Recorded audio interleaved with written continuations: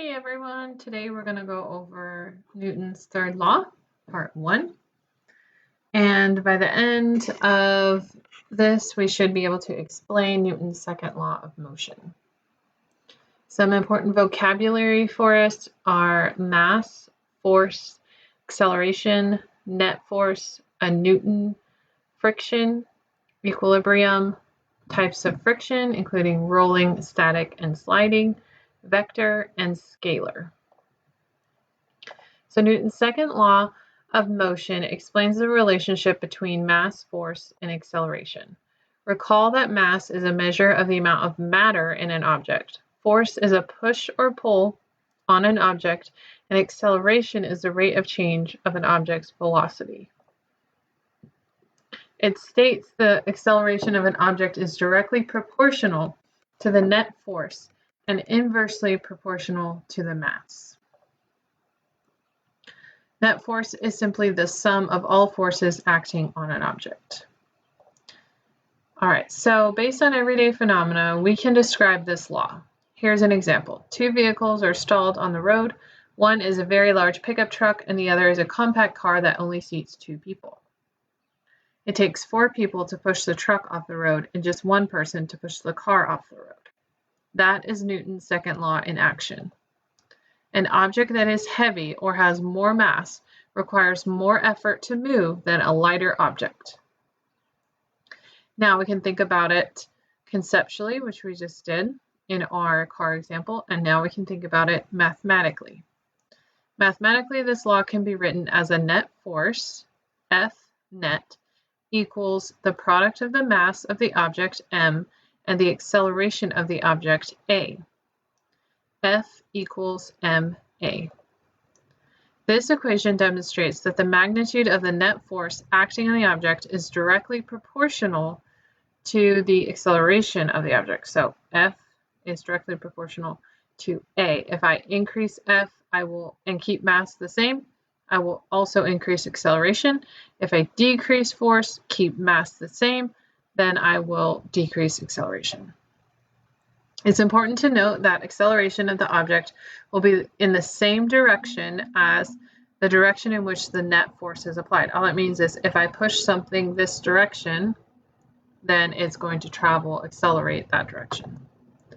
So this law is also not necessarily valid when we're calculating forces on objects that are traveling at speeds near the speed of light or on extremely small scales, such as the quantum mechanics of atoms. We rely on Einstein's view of gravity for that. So that will come later. Okay, so unit of force. The standard unit, SI unit for mass is the kilogram, kg. The SI unit for acceleration is meters per second squared, m/s squared. Therefore, the units of the net force applied to an object is a product of these 2 units, or kilograms times meters per second squared. As this unit can be a little confusing, scientists decided to create an official SI unit for force, which is known as a Newton, capital N. 1 Newton is defined as the amount of force required to give a 1 kilogram mass and acceleration of 1 meter per second squared. So our SI unit for force is 1 Newton, a kilogram times meters per second squared. Okay, net force and equilibrium. Newton's second law is a bridge that links force and acceleration, and one must understand what net force is in order to fully use the law. Sometimes the sum of forces is 0. So in this picture here, we have a tug of war. So when this happens, the system is at equilibrium and there will be no changes to the object's motion. No one is accelerating here in the picture because the forces on both sides are equal, and so they would, the sum of the forces ends up being 0. So stationary objects and objects traveling in a straight line at a constant speed have a net force of 0 and are at equilibrium. So if I'm driving my car, I set cruise control at 60 miles an hour, then I am at equilibrium. My net force is 0 if I'm at constant speed. If I change direction, then I would not have constant speed. Okay, so net force is not zero. In this case, when the sum of forces is not zero, the net force is equal to the product of mass and acceleration, which is Newton's second law of motion. When objects do not have a zero net force, this indicates that the objects are either speeding up, slowing down, or changing directions. Okay, we have to talk a little bit about friction. The force which acts against the movement of an object may play a role in applying Newton's second law. In some instances, friction must be overcome before motion occurs. The force needed to overcome friction is not a component of the force being exerted on the object. So we don't include that in that force. Therefore, subtracting the force of friction from the input force allows us to find the net force on the object. Sliding friction is the force that opposes two surfaces that are sliding past one another. As the box is being pushed along the ground, the surface of the box slides across the surface of the floor.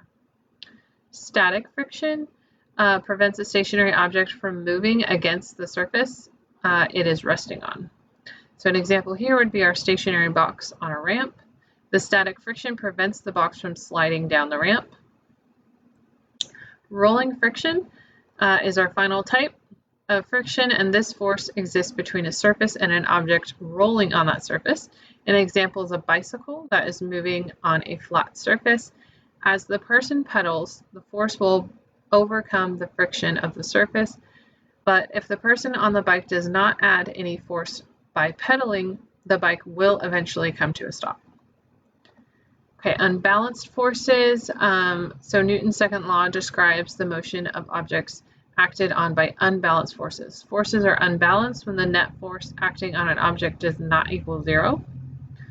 This means that the object will accelerate in the direction in which the net force is acting and is proportional to the magnitude of the net force vector. A vector is a quantity that changes with both direction and magnitude. And a scalar quantity is a quantity that is based only on magnitude. Okay, so magnitude is like having a value. Direction would be it's going in a certain direction. So unbalanced forces impact objects. So objects at rest, if there's an unbalanced force applied, it will the force will move the object. The object's in motion and an unbalanced force is applied, it will cause a change in speed or direction.